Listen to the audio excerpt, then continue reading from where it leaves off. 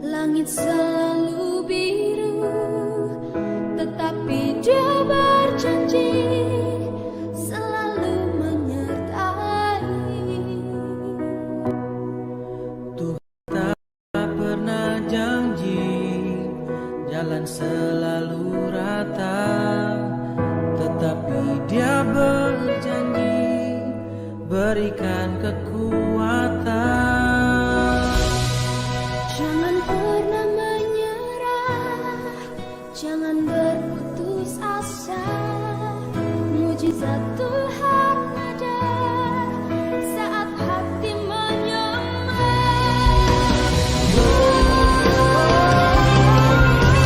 Jangan menyerah, jangan berputus asa. Mujizat Tuhan ada saat hati menyembah. Jangan pernah menyerah, jangan berputus asa. Mujizat Tuhan ada bagi yang setia dan percaya. Mujizat Tuhan ada, Mujizat Tuhan ada dan percaya.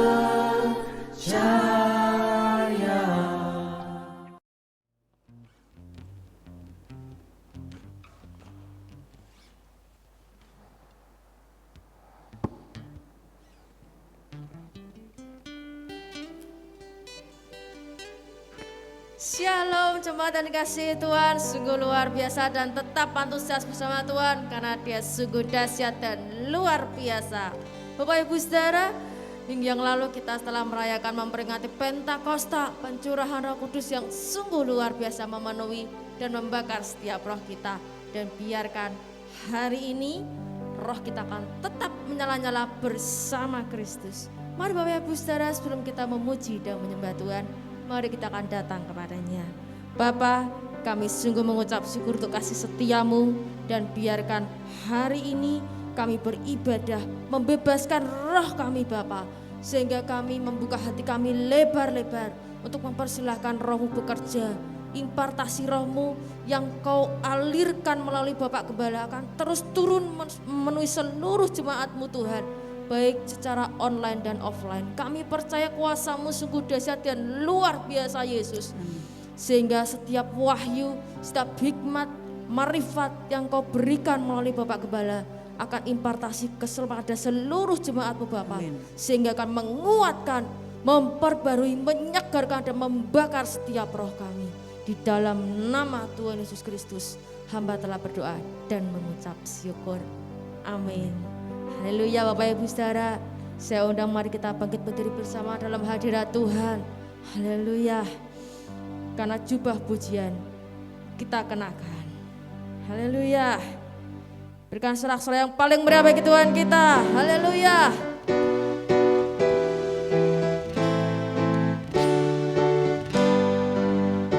Urapannya telah turun dalam jubah pujian, hadiratnya memenuhi tempat ini. Urapannya telah turun dalam jubah pujian, hadiratnya memenuhi tempat ini. Dan jubah pujian aku kenakan, dan jubah pujian kemenangan atasi semua masalah dan persoalan. Aku lebih dari pemenang. Urapannya telah turun dalam jubah pujian, hadiratnya penuhi tempat ini. Urapannya telah turun dalam jubah pujian, hadiratnya penuhi tempat ini. Dan jubah pujian aku kenakan, dan jubah pujian beri kemenangan atasi semua masalah dan persoalan. Aku lebih dari pemenang. Dan jubah pujian aku kenakan, dan jubah pujian beri kemenangan atasi semua masalah dan persoalan. Aku lebih dari pemenang. Aku lebih dari pemenang. Aku lebih dari pemenang. Haleluya. Berikan serah-serah dalam meriah bagi Tuhan kita. Haleluya. Karena kita lebih dari pemenang. Haleluya. Terima kasih Tuhan.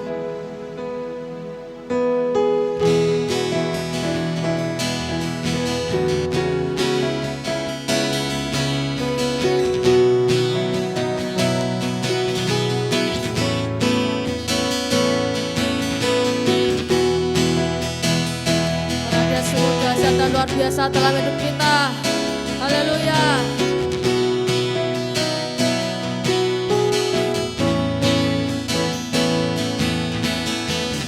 Lebih dari pemenang dalam segala perkara.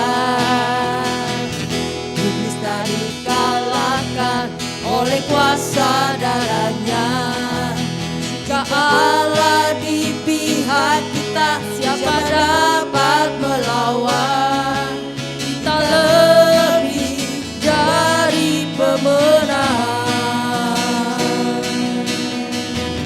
Lebih dari pemenang dalam segala perkara. Iblis tak dikalahkan oleh kuasa darahnya. Jika Allah di pihak kita, siapa dapat melawan? Kita lebih dari pemenang.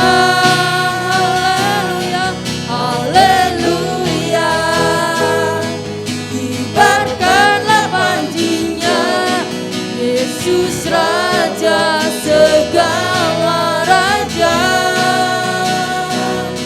Haleluya, bangkitlah gerejanya. Kita lebih dari pemenang.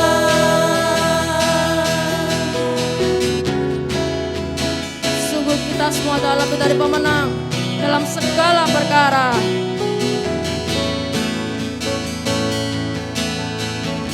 Lebih dari pemenang dalam segala perkara. Iblis telah dikalahkan oleh kuasa darahnya. Jika Allah di pihak kita, siapa dapat melawan? Kita lebih dari pemenang. Lebih dari pemenang dalam segala perkara. Iblis telah dikalahkan oleh kuasa darahnya. Jika Allah di pihak kita, siapa dapat melawan? Kita lebih dari pemenang. Haleluya. Mari kita angkat kedua tangan kita. Kibarkanlah pancinya, Yesus Raja segala raja. Haleluya, bangkitlah gerejanya.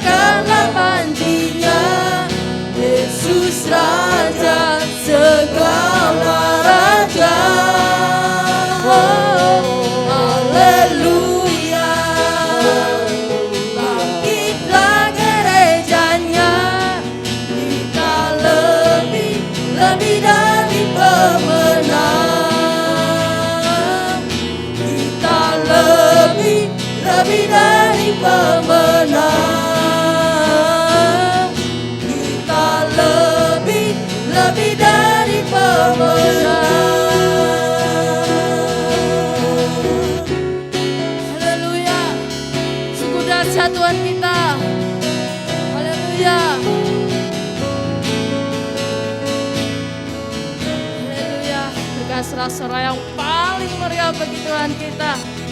Sungguh dahsyat, sungguh luar biasa. Mari Bapak Ibu saudara saya persilakan duduk dalam hadirat Tuhan.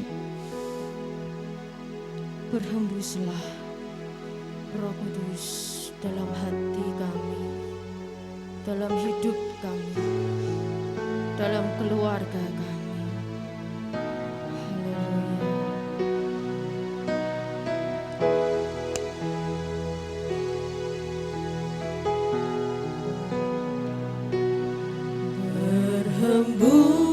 Berhembuslah Roh Kudus di tempat ini.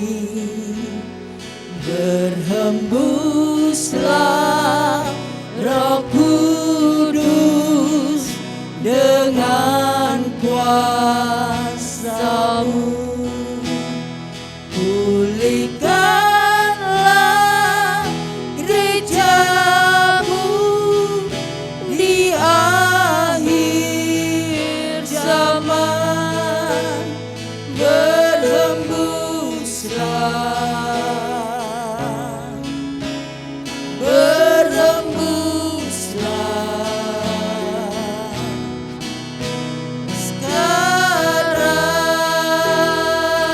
sekarang. Berhembuslah Roh Kudus di tempat ini. Berhembuslah Roh Kudus dengan kuasa-Mu.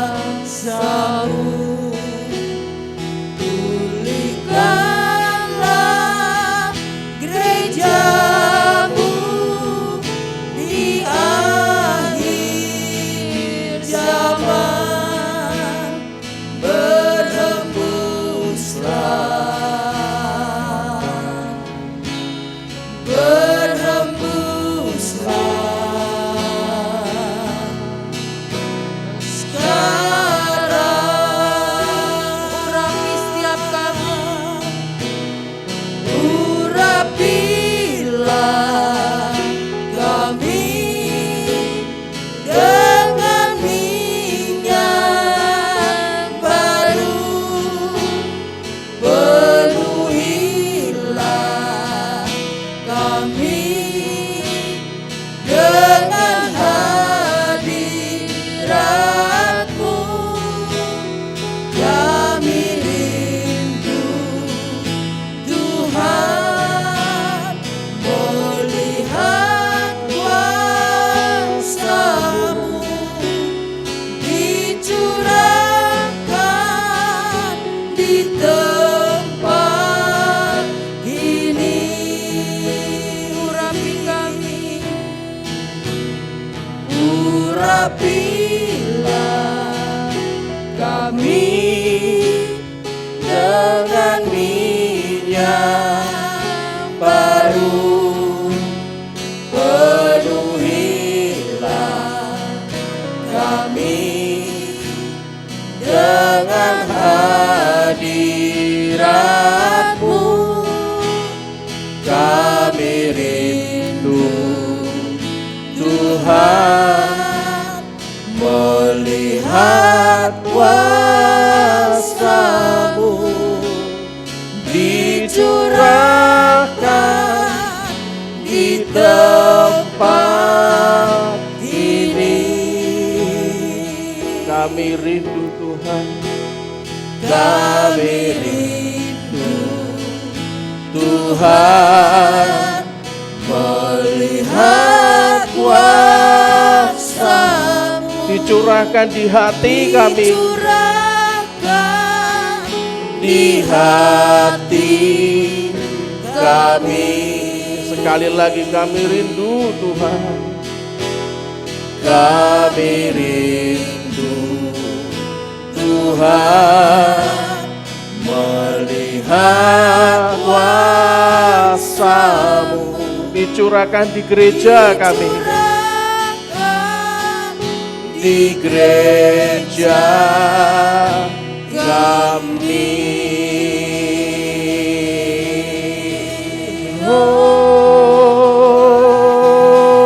Rebus Roh Kudus-Mu di tempat ini. Sembah,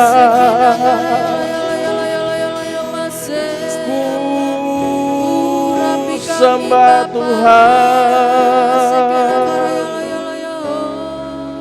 Satakaraya batakaraya batasitikaraya batakaraya. Holy.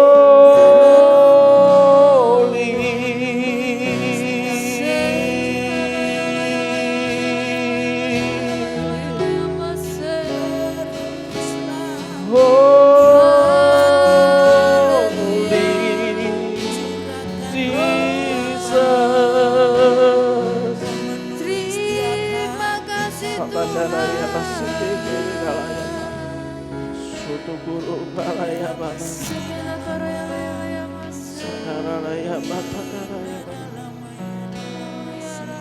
Ya Tuhan, ya Tuhan.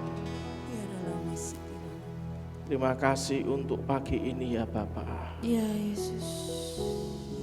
Biarlah Roh Kudus-Mu selalu menuntun kami dengan roh wahyu, hikmat dan pengertian. Amin. Biarlah urapan baru itu, minyak yang baru itu tercurah pagi ini ya Tuhan. Amin.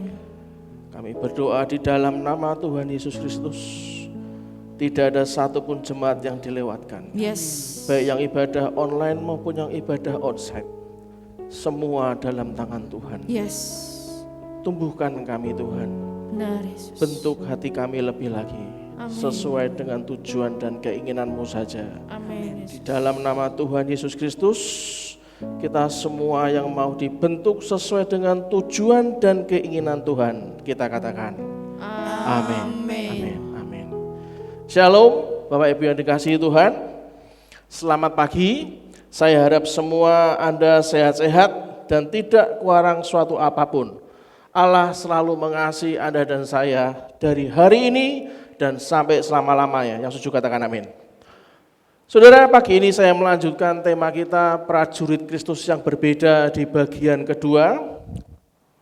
Ada hal-hal yang Tuhan tambahkan pengertian tentang menjadi prajurit-prajurit Tuhan yang berbeda. Kalau kita lihat di 1 Yohanes pasal yang kedua ayat yang ke-6. 1 Yohanes pasal yang kedua ayat yang ke-6, firman Tuhan berkata, barang siapa mengatakan bahwa ia ada di dalam Dia, ia wajib hidup sama seperti Kristus telah hidup. Saya ulangi lagi firman Tuhan pada pagi ini di 1 Yohanes 2 ayat yang ke-6 dikatakan, barang siapa mengatakan bahwa ia ada di dalam Dia, ia wajib hidup sama seperti Kristus telah hidup. Saudara, Tuhan itu selalu ingin tambahkan pengertian saudara dan saya tentang prajurit-prajurit Tuhan yang berbeda.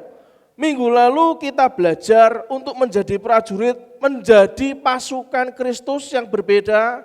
Minggu lalu kita sharing, kita harus punya mentalitas yang berbeda. Apa itu mentalitasnya? Saya nggak mungkin ulang, tapi saya akan singkat sangat padat. Mentalitasnya apa saudara? Datang untuk memberi, bukan untuk meminta. Dan sebagai prajurit Kristus, perhatikan baik-baik, minggu lalu saya sudah singgung, perhatikan faktor-faktor yang menyusahkan hatinya Tuhan. Bagi Anda yang mungkin kemarin belum paham dan Anda mungkin, kok benar ya, kok baru hari ini saya dengarnya lebih keras ya. Bukan lebih keras saudara, sebenarnya hanya penuh ditekan saja. Mungkin karena saya habis sarapan saudara, jadi tenaganya keras gitu kan. Saya dorong saudara mendengarkan YouTube channelnya GBI Lamtera minggu lalu untuk sama-sama kita belajar. Minggu lalu saya juga sharing, kalau kita tuh hidup di dalam Dia seperti kata firman Tuhan, dikatakan di Yohanes dikatakan apa? Ia wajib hidup sama seperti Kristus telah hidup. Lah kalau wajib hidup sama, itu reaksinya bisa dua saudara. Minggu lalu saya cerita reaksi manusia itu bisa beda loh saudara. Yang pertama, begitu Anda diwajibkan hidup sama seperti Kristus yang telah hidup, Anda bisa menjadi reaksinya menjadi better. Hidup Anda dan saya menyikapinya dengan lebih baik, katakan sama-sama lebih baik, better. Tapi banyak orang yang salah paham, itulah kenapa saya memahami bagi yang salah paham. Ada orang-orang reaksinya malah jadi bitter, saudara, malah jadi pahit. Begitu dikatakan ia wajib hidup sama seperti Kristus, langsung pahit, saudara.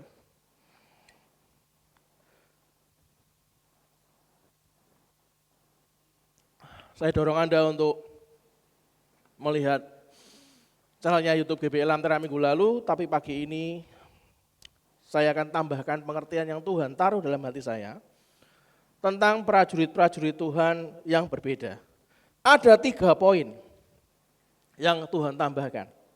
Dan saya yakin poin hari ini itu akan mendasari poin yang sangat penting karena lanjutan poin minggu depan di awal bulan itu Anda betul-betul dibekali, betul-betul diimpartasi yang luar biasa.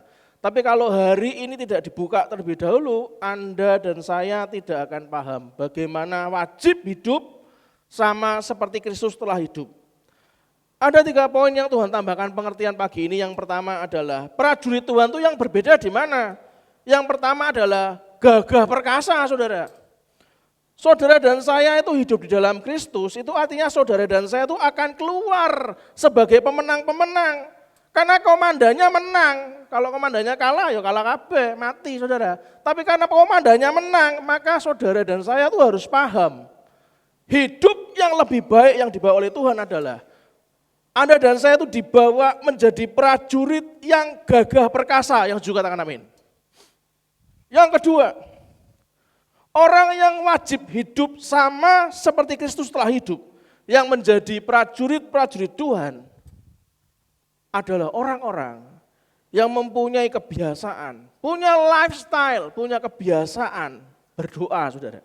Punya kebiasaan memuji dan menyembah Tuhan dalam unity, dalam kesatuan bersama dengan keluarga Anda, bersama dengan orang-orang yang Anda cintai, bersama dengan jemaat Tuhan, bersama dengan umat Tuhan siang dan malam, yang juga katakan amin.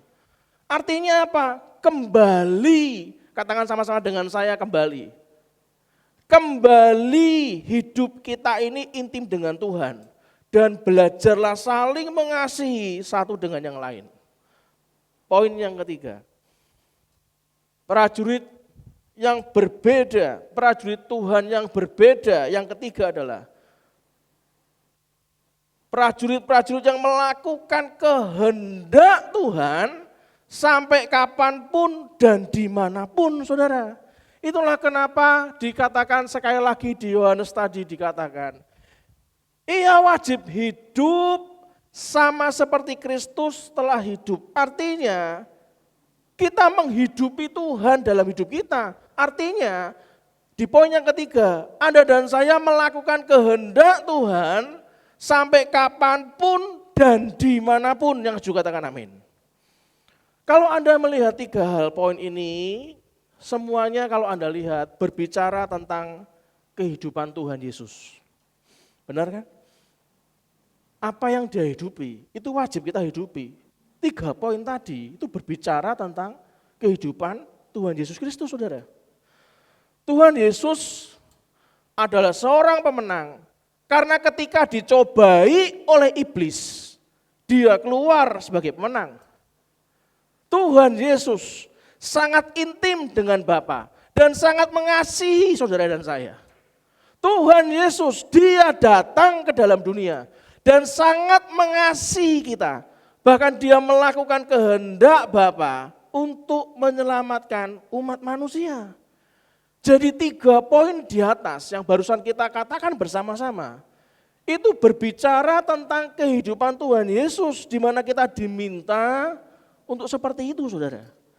Banyak orang enggak paham, banyak orang gagal paham, banyak orang salah paham.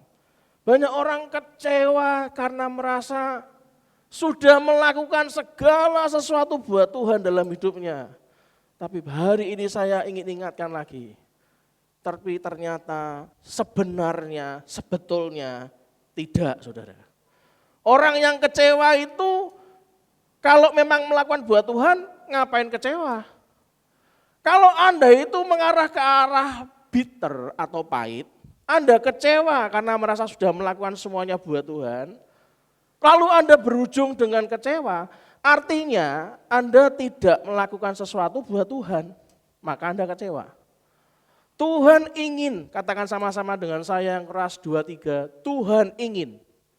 Tuhan ingin temukan orang-orang seperti Kaleb, saudara, yang rohnya lain dan mengikuti Tuhan segenap hati. Saudara, orang yang rohnya lain dan mengikuti Tuhan segenap hati, nanti kita bahas karena Tuhan ingin saya bahas pagi ini, adalah orang yang sungguh mengasihi Tuhan. Saudara, jika kasih, aku mengasihimu, I love you. Kalau kasih kepada manusia, itu sebatas perkataan, maka kasih itu dilingkupi oleh berbagai kepalsuan, maka cintamu itu palsu. Tapi kalau kasih itu bukanlah perkataan belaka, melainkan perbuatan dan tingkah laku yang mencerminkan keberadaan Allah dalam kita, maka kasih itu adalah tindakan, action, tindakan, mengasihi. Bukan acting, etok-etok mengasihi, bukan. Itu kepada manusia, kepada Tuhan, sama saudara. I love you Lord. Kalau kita hanya sebatas perkataan, itu palsu, maka Anda akan berujung dengan pahit, saudara. Tapi kalau Anda benar-benar mengasihi dia, saya beritahu, akhirnya akan menjadi lebih baik. Yang juga katakan amin. Kenapa? Karena Tuhan Yesus adalah seorang pemenang, komandan kita adalah seorang pemenang. Ketika dicobai oleh iblis, dia keluar sebagai pemenang. Lah kalau Anda keluar sebagai kepahitan, berarti yang menang iblisnya, bukan Tuhannya. Pahit Anda. Saudara, dia sangat intim dengan Bapa. Dan dia sangat mengasihi saudara dan saya. Dia datang ke dalam dunia dan sangat mengasihi kita. Bahkan dia melakukan kehendak Bapa untuk menyelamatkan umat manusia. Minggu lalu saya sharing sama tim kami yang ada di kantor. Walaupun kami ini Bhinneka Tunggal Ika, tim kami ini agamanya semua agama ada. Tapi sudah terbiasa teman-teman kami, keluarga kami di kantor itu terbiasa mendengarkan firman Tuhan, saudara. Di meeting pun saya sharing firman Tuhan. Di penutupan akhir kemarin, waktu meeting, saya ngomong gini, jangan pernah ada lagi kita ngingu, kita memelihara dua kebo dalam kehidupan kita. Mohon maaf kalau Anda yang mendengarkan YouTube ini punya show kebo, saudara. Tapi saya tidak ada maksud untuk menyinggung show kebo, enggak. Saya hanya cerita, yang saya ceritakan kepada tim kami. Jangan pernah kita mengingu dua kebo yang menghambat kemajuan kita, menghambat kemajuan kita semua, baik kantor, baik gereja, baik semuanya, organisasi, baik pelayanan. Dan yang paling fatal kalau dua kebo ini diingu, Anda akan menghambat kemajuan bangsa ini, saudara. Apa itu kebo, Pak? Kebodohan yang pertama, yang kedua adalah kebobrokan mental, saudara. Yang juga katakan amin. Jangan pernah Anda ngingu kebo, saudara. Kebodohan itu yang pertama, kebo yang pertama, kebo yang kedua, kebobrokan mental, saudara. Kita baca 2 Korintus 5 ayat 15. 2 Korintus 5 ayat 15 dikatakan firman Tuhan. Dan Kristus telah mati untuk semua orang, supaya mereka yang hidup tidak lagi hidup untuk dirinya sendiri, tetapi untuk Dia yang telah mati dan telah dibangkitkan untuk mereka. Sahabat, semua sahabatku di GPI Lantera, keluarga besar saya di GPI Lantera, ayat yang kita baca di 2 Korintus 5:15 ini jelas sekali berkata bahwa dalam Kristus Anda dan saya tidak boleh lagi hidup hanya untuk diri sendiri, tetapi hidup untuk Dia, saudara. Artinya hidup untuk Kristus, ya ini hidup di dalam kasih-Nya, di dalam mengasihi Tuhan dan sesama manusia. Saudara, kekristenan, saya tidak bicara agama Kristen, karena agama Kristen tidak pernah menyelamatkan saudara dan saya. Tapi saya bicara tentang kekristenan, artinya kita menjadi pengikut Kristus, kita menjadi prajurit-prajurit Kristus yang berbeda. Itu memperkenalkan kita bukan kepada Tuhan yang duduk di atas kursi empuk, saudara. Enggak. Kekristenan tidak memperkenalkan kita kepada Tuhan yang duduk di atas kenyamanan. Tidak, saudara. Tapi kita dikenalkan kepada Tuhan yang disalib. Tuhan yang mengerti akan rasa sakit yang saudara dan saya lalui. Yang saudara dan saya rasakan. Tuhan mengerti. Tuhan yang mengerti akan penolakan yang saudara dan saya dapatkan di dunia ini. Tuhan yang mengerti akan penderitaan yang saudara dan saya lalui. Tuhan yang mengerti akan duka cita yang pada tingkat terdalam Tuhan tahu, saudara. Yesus bukanlah Tuhan yang memotivasi umatnya untuk hidup dalam kenyamanan dan kenikmatan dunia ini. Makanya kalau Anda mencari kenyamanan dan kenikmatan dunia ini, itu Tuhannya siapa? Anda akan pahit. Yesus bukanlah Tuhan yang mengajarkan umatnya untuk bersenang-senang di atas penderitaan orang lain. Senang-senang harus, bahagia harus, tapi bukan bahagia di atas penderitaan orang lain, saudara. Yesus bukanlah Tuhan yang meneladankan cara hidup individualis, apalagi ditambah materialistis yang syarat untuk kepentingan diri sendiri. Enggak, saudara, enggak pernah. Sebaliknya malahan. Yesus yang saudara dan saya kenal adalah Yesus yang mengajarkan kepada umatnya untuk hidup peduli dan bisa merasakan penderitaan sesama kita. Yang setuju katakan amin. Yesus yang saudara dan saya kenal memberi teladan tentang bagaimana hidup yang memberi diri, menjadi benih yang mati untuk menghidupkan sesama. Yesus yang saudara dan saya kenal adalah Tuhan yang mengajak umatnya untuk memiliki hati yang kuat dan terus taat. Bukan hati yang cengeng dan penuh dengan keluh kesah. Enggak. Itulah kenapa kekristenan tidak boleh bersikap masa bodoh, saudara. Kebo yang pertama, kebodohan itu membuat kita jadi bersikap masa bodoh yang hanya hidup bagi dirinya sendiri. Saudara, orang Kristen harus meneladani Yesus yang bisa merasakan derita orang lain, yang bisa merasakan duka sesamanya, yang peka terhadap kesusahan orang lain, yang penuh belas kasihan kepada sesama, yang mampu bersuka cita bersama dan mampu menangis bersama. Itu loh Kristus kita. Saudara, pengenalan yang benar akan Kristus seharusnya mengubah Anda dan saya menjadi orang yang peduli. Katakan sama-sama dengan saya, orang yang peduli. Menjadi orang yang bisa merasakan. Katakan sama-sama dengan saya, bisa merasakan. Bisa peduli dan merasakan apa, Pak? Bisa peduli dan merasakan derita hidup sesama, saudara. Saudara, mengetahui kehendak Allah itu hikmat terbesar, betul kan? Mengetahui saja kehendak Allah itu hikmat terbesar. Menemukan kehendak Allah, menemukan artinya Anda penemu gitu kan. Menemukan kehendak Allah adalah penemuan terbesar. Tapi saya garis bawahi, melakukan kehendak Allah bukan cuma sekedar mengetahui hikmat Allah, bukan sekedar menemukan kehendak Allah, tapi Anda melakukan kehendak Allah. Itu adalah prestasi terbesar. Yang setuju katakan amin. Hiduplah menurut kehendaknya. Anda bisa lihat di Matius 7 ayat 21 nanti di rumah. Saudara, kalau Anda bertanya, perjanjian lama kan enggak ada Kristus, Pak. Mana ada gaya hidup kayak gitu? Perhatikan ke saya baik-baik. Bangsa Israel mendapatkan janji Tuhan untuk masuk ke dalam tanah perjanjian. Mereka tidak tahu seperti apa tanah perjanjian itu. Di sana mereka tidak tahu harus melakukan apa. Mereka tidak tahu harus bagaimana. Dan kehidupan mereka seperti apa di tanah perjanjian mereka nggak tahu.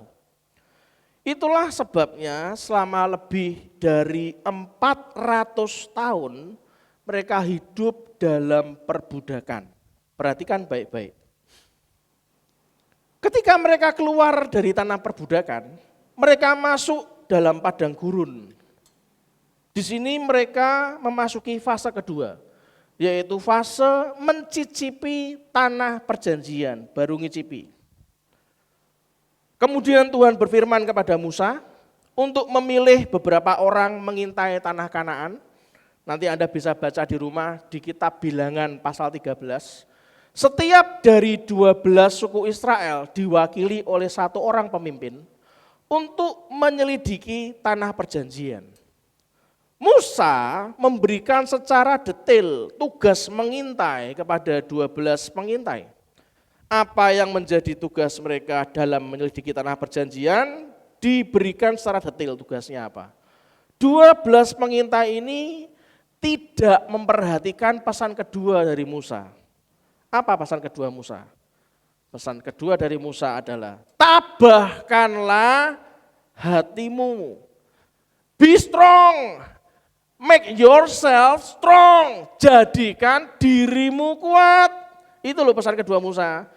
Jika kita rindu mencicipi dan menikmati setiap janji Tuhan terjadi dalam hidup kita, kita harus menjadikan diri kita kuat. Itu loh pesannya Musa, perjanjian lama saudara. Kita jangan bergantung pada hamba Tuhan atau orang lain. Ketika Daud diserang oleh orang-orang Amalek, anak-anaknya dan istrinya ditahan. Daud menguatkan kepercayaannya, sendiri. Daud menjadikan dirinya kuat. Saudara, kita ini berada di zaman akhir yang paling akhir. Kita harus menjadikan diri kita kuat. Sebab ada banyak orang-orang dan banyak kejadian-kejadian yang membuat diri kita jatuh dan tidak bisa menikmati janji Tuhan. Jika kita tidak kuat, maka kekecewaan dan pemberontakan kepada Tuhan akan menyerang kita. Maka Anda akan jadi pahit. Kalau Anda baca di perjanjian lama, di kitab Bilangan pasal 14, baca di rumah, saya nggak ada waktu.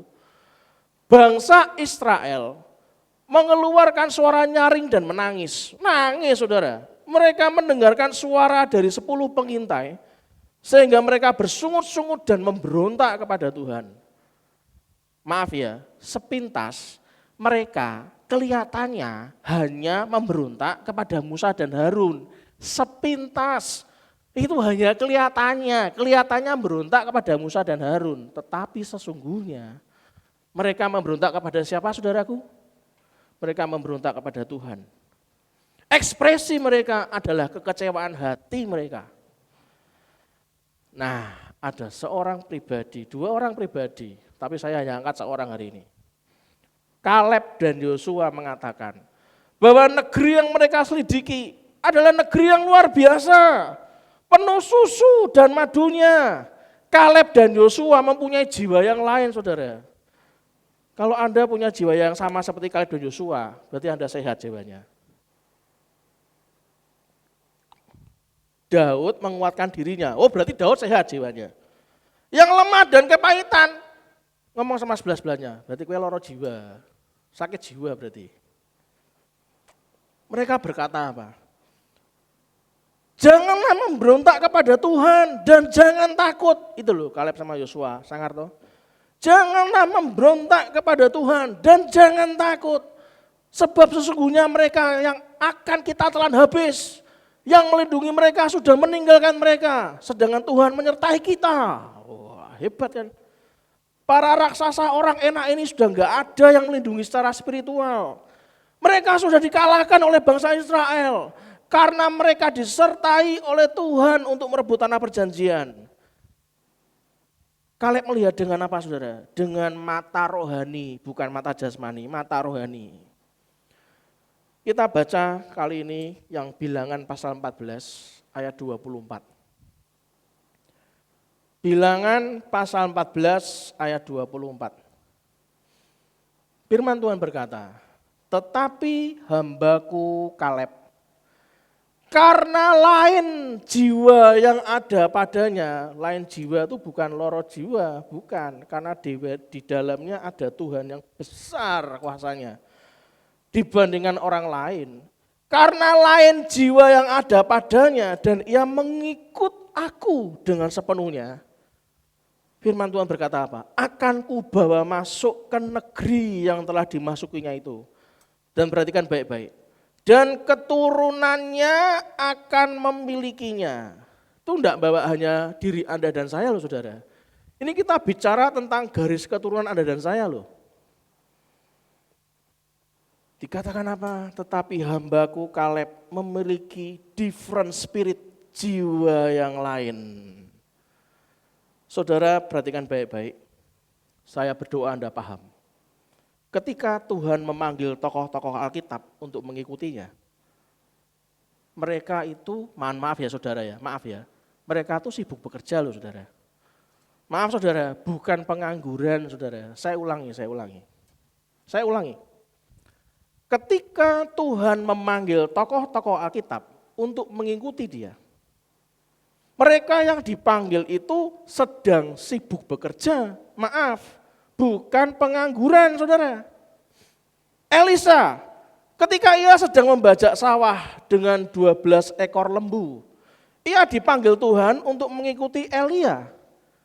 Sekarang saya tanya, Elisa itu orang sibuk atau tidak? Sibuk, sebab ia membajak sawah dengan 12 ekor lembu.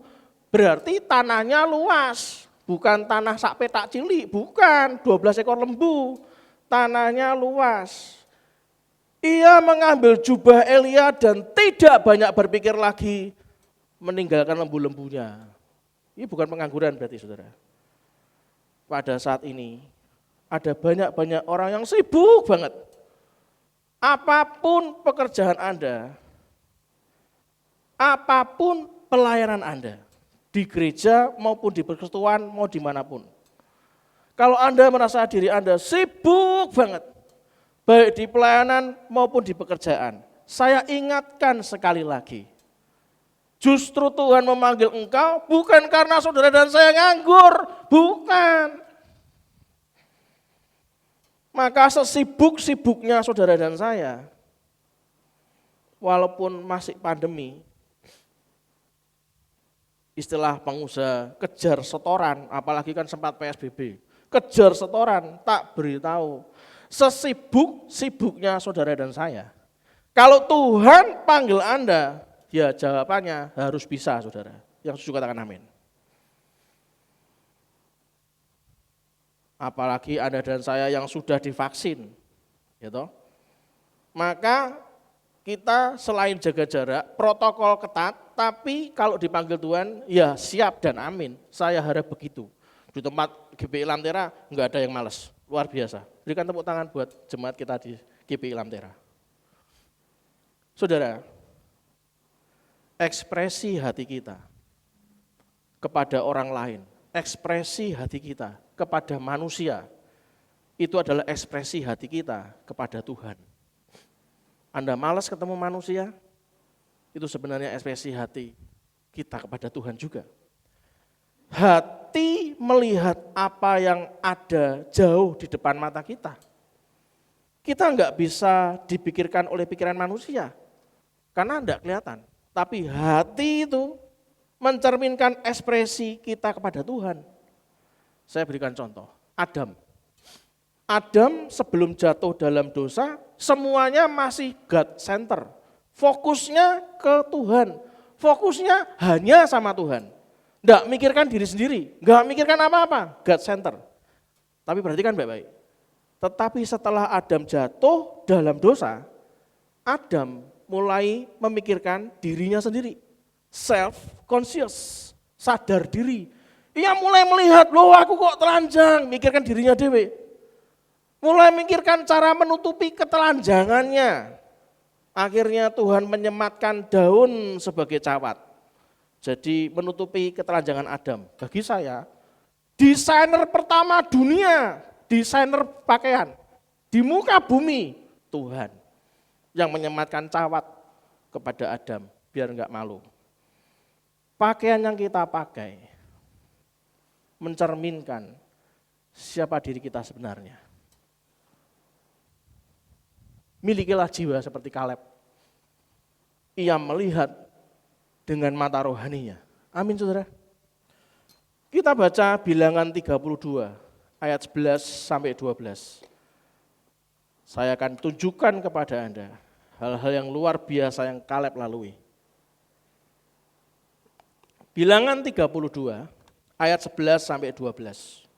Firman Tuhan berkata, bahwasanya orang-orang yang telah berjalan dari Mesir yang berumur 20 tahun ke atas tidak akan melihat negeri yang kujanjikan dengan bersumpah kepada Abraham, Ishak dan Yakub. Oleh karena mereka tidak mengikut aku dengan sepenuh hati. Luar biasa tuh, ngamuk gitu ini. Perhatikan berikutnya, kecuali. Wah, nek kecuali itu semua aku sumpah enggak bakal mereka itu melihat negeri yang kujanjikan. Aku sumpah kepada Abraham, Ishak dan Yakub. Tapi Tuhan berkata apa? Kecuali, sangari. Kecuali Kaleb bin Yefune, orang Kenas itu, dan Yosua bin Nun. Sebab, perhatikan baik-baik, keduanya mengikuti Tuhan dengan sepenuh hatinya. Mau bukti lagi? Tak kasih satu lagi. Ulangan pasal yang pertama ayat 34 sampai 36. Ulangan pasal yang pertama ayat 34 sampai 36. Firman Tuhan berkata, ketika Tuhan mendengar gerutumu, oh Tuhan cuman Anda dan saya pating kemelotak untune gerutu aja Tuhan tahu, Tuhan dengar. Ia menjadi murka dan bersumpah. Oh Tuhan ini bersumpah loh, ngeri. Tidak seorang pun dari orang-orang ini, wah ngeri, angkatan yang jahat ini akan melihat negeri yang baik yang dengan sumpah kujanjikan untuk memberikannya kepada nenek moyangmu. Wah ngeri. Tapi perhatikan berikutnya, dikatakan apa? Kecuali artinya ya yang ini enggak, yang ini tetap masuk. Ini yang disebutkan ini tetap masuk di tanah yang dijanjikan. Kecuali siapa? Kaleb bin Yefune. Dialah yang akan melihat negeri itu dan kepadanya dan kepada anak-anaknya akan ku berikan negeri yang diinjaknya itu. Karena dengan sepenuh hati ia mengikuti Tuhan. Lah kurang 2, di perjanjian lama minimal saya temukan. Ada 6 kali kata kecuali Kaleb itu 6 kali saudara. Kalau kurang mocon dewi. Saudara tahu arti nama Kaleb itu apa? Saya pertama kali juga kaget. Arti nama Kaleb adalah anjing. Ada para ahli yang berpendapat lebih parah. Arti nama Kaleb adalah marah seperti anjing gila. Waduh, parah. Saya tidak pernah mempermasalahkan arti namanya. Enggak usah. Tapi minimal kita mesti sopan. Opa Kaleb itu harus dihormati. Minimal kita tahu arti nama Kaleb yang paling sopan adalah anjing. Menurut saya, pastilah ini menekankan tentang kesetiaannya kepada tuannya. Siapa di rumah yang punya anjing? Angkat tangan. Setia enggak anjingnya? Setia, lah itu berarti koyok Kaleb. Apa arti kata sepenuh hati yang sebenarnya? Saudara perhatikan baik-baik. Kata sepenuh itu sama dengan kata ditahbiskan atau mentahbiskan. Tapi perhatikan, arti kata ditahbiskan itu ternyata secara huruf terjemahan hurufiahnya, bukan pelantikan, bukan. Ternyata arti pentabisan itu, arti kata sepenuh, itu artinya sama dengan pentabisan. Itu artinya apa? Mengisi kedua belah tangan dengan minyak sampai luber, saudara.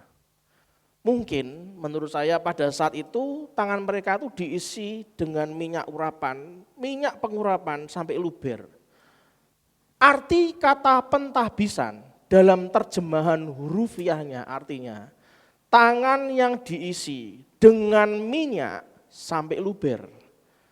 Saudara, arti tangan itu apa? Arti tangan itu bisa berarti kuasa. Bisa berarti penunjuk arah. Jadilah tangan-tangan yang berkuasa dan penunjuk arah dengan limpah dan luber. Itulah dalam arti yang sebenarnya. Lalu kata arti sepenuh hati ikut Tuhan artinya apa? Sepenuh hati ikut Tuhan artinya hatimu dan hatiku harus luber, harus berlimpah-limpah. Banyak orang ikut Tuhan hatinya tidak cukup berlimpah-limpah, tidak cukup luber. Digambarkan dengan tangan yang tidak cukup luber dengan minyak Tuhannya sendiri. Apa ciri orang yang hatinya tidak luber dengan Tuhan? Apa cirinya orang yang hatinya tidak luber dengan Tuhan? Saya merenung, saya mencari contoh, perhatikan baik-baik. Saya memberi contoh sederhana sekali. Saudara tahu pintu? Pintu kamar kita, pintu ruang tamu, pokoknya pintu pasti ada engselnya, betul ya?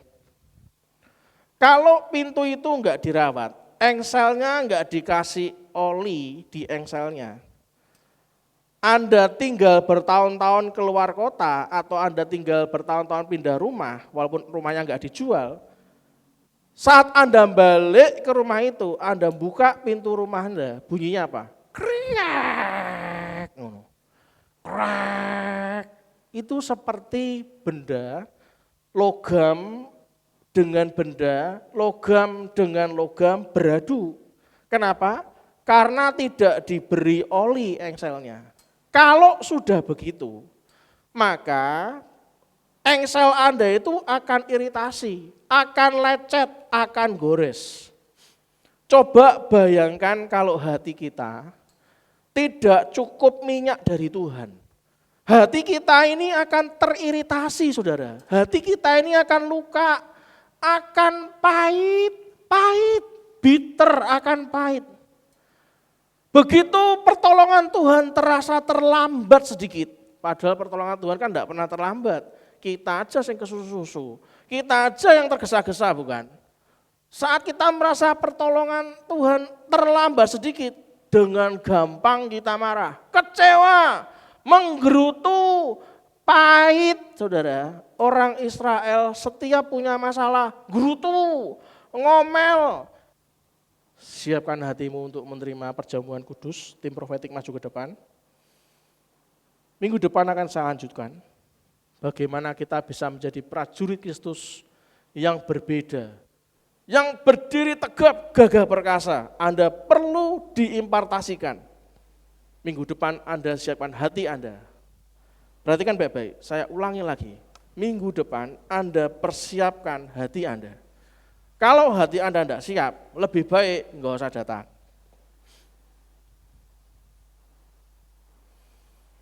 Beban hidup itu bagi saya tinggal cara mengatasi, saudara.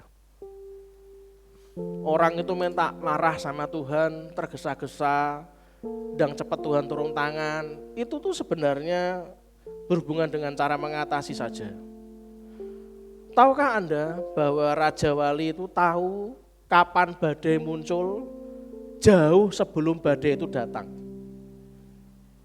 Tahu. Bukankah Anda dan saya diberi pikiran, diberikan kepekaan dengan Tuhan? Maka kalau Anda diberikan pikiran dan kepekaan, apalagi Anda punya Roh Kudus tinggal di dalam hati saudara dan saya, benar-benar saya ulangi lagi, jangan pernah Anda ngingu kebo, memelihara 2 kebo dalam hidup Anda. Masih ingat yang pertama apa? Kebodohan. Yang kedua apa? Kebobrokan mental. Raja Wali aja tahu kapan badai muncul, jauh sebelum badainya muncul. Raja Wali akan terbang sampai ketinggian tertentu, menunggu angin itu datang. Ketika badai itu muncul, dia kembangkan sayapnya, sehingga angin akan mengangkat dia ke atas badai. Raja Wali aja tahu, bukan bodoh saudara. Apalagi masa bodoh dengan hidupnya, wah ora. Berapa banyak orang diberitahu tentang Kristus, tetap masa bodoh dengan hidupnya. Ya sudah, pilihan di tangan mereka. Ketika badai mengamuk di bawahnya, Raja Wali telah membumbung tinggi di atasnya. Raja Wali tidak melarikan diri dari badai, tidak menggerutu, tidak. Raja Wali memanfaatkan badai untuk mengangkatnya lebih tinggi. Raja Wali mengendarai, badai dikendarai, hebat kan? Raja Wali mengendarai angin yang menimbulkan badai. Ketika badai kehidupan menerpa, dan kita semua pasti akan mengalaminya. Apalagi ini masa akhir dari akhir zaman saudara.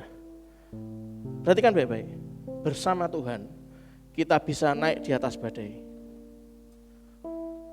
Ubah cara kita berpikir, ubah cara kita punya keyakinan kepada Tuhan. Badai tidak perlu menaklukkan kita. Kita bisa membiarkan kuasa Tuhan, katakan sama-sama dengan saya, membiarkan kuasa Tuhan mengangkat kita ke atasnya. Tuhan Yesus memberi kita kemampuan, katakan sama-sama, 2, 3, Tuhan Yesus memberi kita kemampuan untuk mengendarai angin, untuk mengiringi badai yang mungkin menyebabkan Anda sakit, menyebabkan tragedi, menyebabkan kegagalan, menyebabkan kekecewaan dalam kehidupan kita.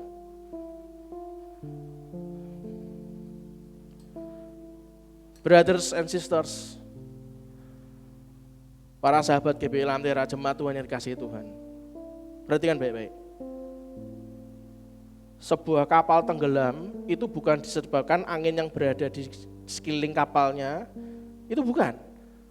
Tetapi disebabkan air yang berhasil masuk ke dalam kapalnya. Lah itulah kapalnya tenggelam. Selama kapalnya enggak kemasukan air, ya kapalnya enggak tenggelam. Maupun airnya kayak apa, sekelilingnya, selama enggak masuk kapalnya, enggak tenggelam. Apa artinya? Demikian pula dengan diri saudara dan saya. Saudara dan saya tidak akan pernah jatuh. Katakan sama-sama dengan saya, 2, 3. Kita tidak akan pernah jatuh. Ulangi lagi, yang keras, 2, 3. Kita tidak akan pernah jatuh. Jatuh kenapa Pak? Tidak akan pernah jatuh karena tuduhan atau nyinyiran orang di sekitarmu. Tidak akan.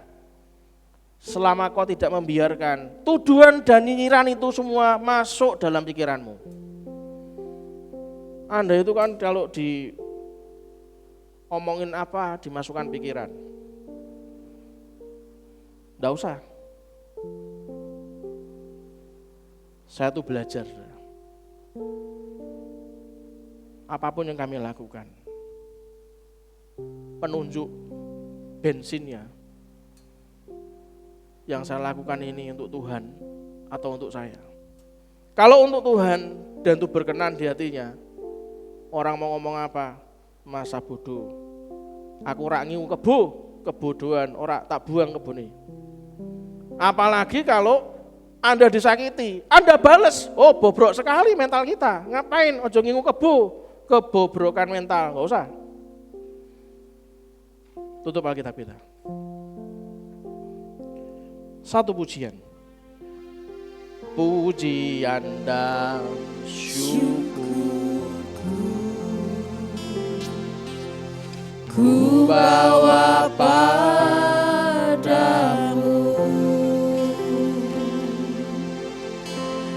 dengan rendah hati ku persembahkan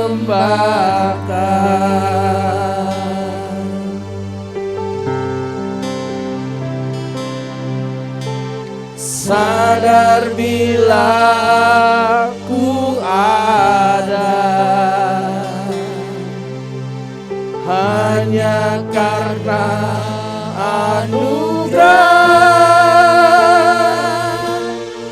bukan karena kekuatanku.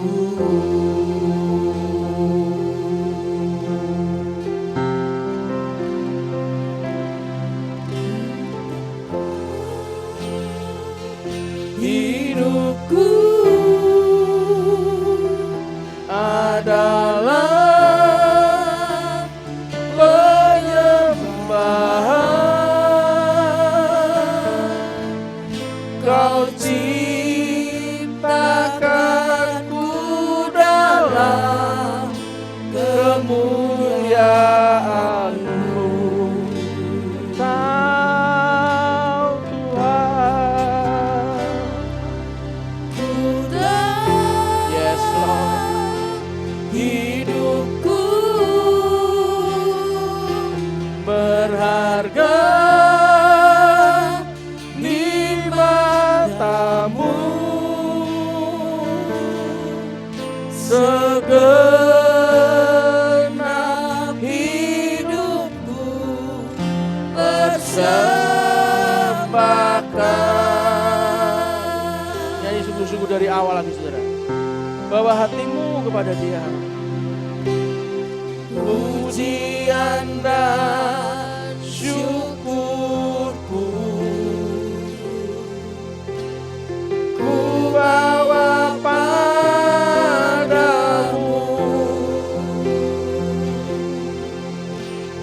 Dengan rendah hati ku persembahkan.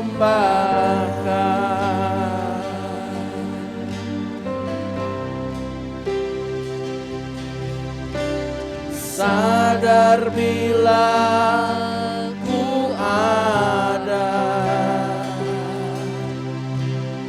hanya karena anugerah, bukan karena kekuatanku. Katakan ku tahu Tuhan. Yes Lord. Hidupku ini kami ya Tuhan. Ini penyembahan kami ya Bapa. Kau ciptakanku dalam kemuliaan-Mu. Oh Tuhan. Yes Lord. Hidupku berharga di mata-Mu.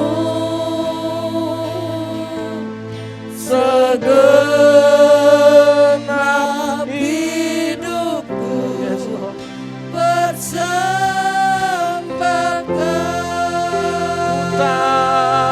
Ku tahu Tuhan.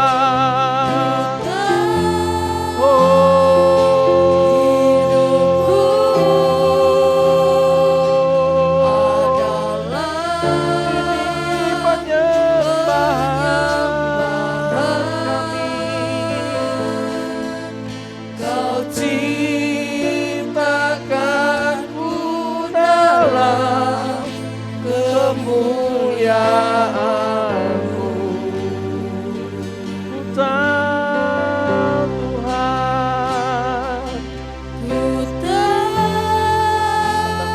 Batakaraya balarang tinggi karaya. Tutup kurung karaya. Di mata-Mu segenap hidupku persembahkan. Segenap hidupku persembahkan. Segenap hidupku persembahkan.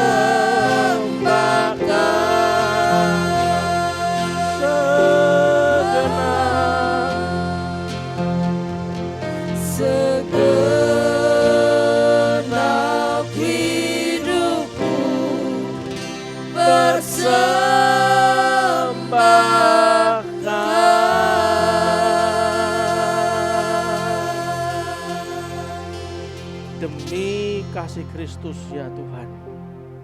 Kalau pagi ini Kau siapkan kami lebih siap lagi bersama Kristus.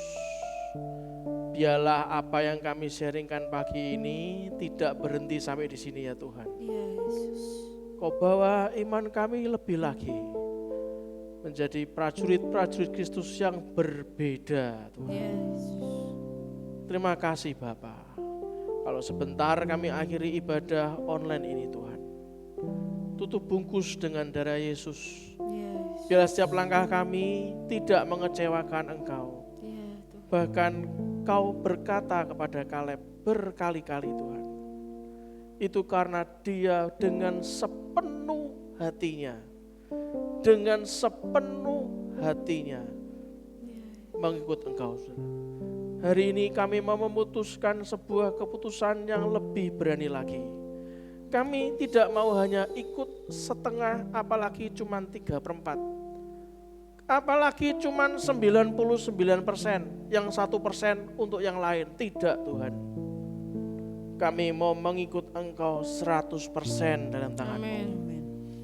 Ini kami Bapa, ini kami. Kalau sebentar lagi kami memberikan persembahan, ajari kami punya hati yang mau menyembah Tuhan. Ya Yesus. Bicaralah Roh Kudus berapa yang harus kami persembahkan. Persepuluhan kami, ucapan syukur kami, buah sulung kami, nasar kami. Bicaralah Tuhan berapa yang harus kami persembahkan. Dan saat persembahan itu jatuh di tangan Tuhan Yesus, diucapkan syukur di atasnya, maka mujizat terjadi. Memberi makan 5.000 orang laki-laki, bahkan sisa 12 bakul. Itu semua karena Engkau yang berkehendak. Berikanlah kami hati yang sepenuh hati dalam memberikan persembahan yang terbaik buat Engkau. Dan kita akan menerima berkat Tuhan pagi ini dengan mengangkat kedua tangan kita. Tuhan memberkati engkau dan melindungi engkau. Amin. Tuhan menyinari engkau dengan wajahnya dan memberi engkau kasih karunia. Amin. Tuhan menghadapkan wajahnya kepadamu dan memberi engkau damai sejahtera. Amin. Diberkatilah seluruh isi hidup pernikahanmu. Amin. Diberkatilah semua keturunanmu. Amin. Diberkatilah masa studimu. Amin. Diberkatilah pekerjaan dan pelayananmu. Amin. Sampai masa pensiunmu. Amin. Berbuah buat Tuhan. Yes. Berkarya buat Tuhan dengan sepenuh hati. Semua dalam kendali dan kuat kuasa Tuhan. Yes. Biarlah kekuatan, kesehatan, semuanya daripada Tuhan. Yes. Umur panjang dan kesehatan semuanya diberikan buat kita sekeluarga. Yes. Biarlah yang sakit disembuhkan dengan sempurna. Amin. Yang lemah dikuatkan. Amin. Yang mulai pahit dihiburkan dan dibuat lebih lagi bersukacita di dalam Tuhan. Kemanapun saudara dan saya keluar dan masuk, pergi dan pulang, selalu dalam lindungan Allah yang maha tinggi. Biarlah berkat dari Allah Bapa, Putra dan Roh Kudus kami mintakan di dalam nama Tuhan Yesus Kristus. Bagi kita semua yang siap untuk mengikut Tuhan sepenuh hati, menjadi prajurit-prajurit Kristus yang berbeda. Yes. Kita katakan amin. Berikan tepuk tangan paling meriah buat Tuhan kita. Terima kasih untuk ibadah yang luar biasa. Tuhan Yesus memberkati. Salam sayang saya buat keluarga Anda semua. God bless. Haleluya. Bapak Ibu Saudara, Bapak Gembala telah mengingatkan 2 hal. Jangan pelihara 2 kebodohan dan kebobrokan mental.